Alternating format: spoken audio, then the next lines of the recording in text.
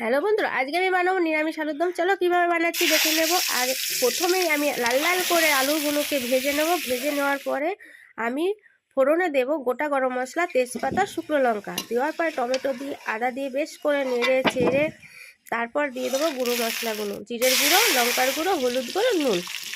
এই সিম্পল রান্নার মধ্যেই করব, বেশি মশলা টশলা দেবো না, হালকার মধ্যে। বেশ করে মশলাটা দেখুন কষানো হয়ে গেছে। এইবার আমি দিয়ে দেবো লাল লাল করে ভেজে রাখা আলুগুলো, বেশ করে কষিয়ে এইবারে আমি হালকা জল দিয়ে ঢেকে দেবো। যদিও তোমাদের ঢাকাটা দেখায়নি।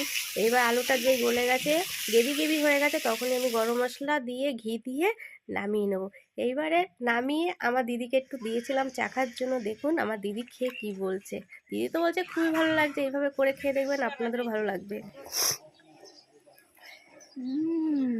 খুব সুন্দর হয়েছে রান্নাটা, অপূর্ব। আপনারাও বানিয়ে খান।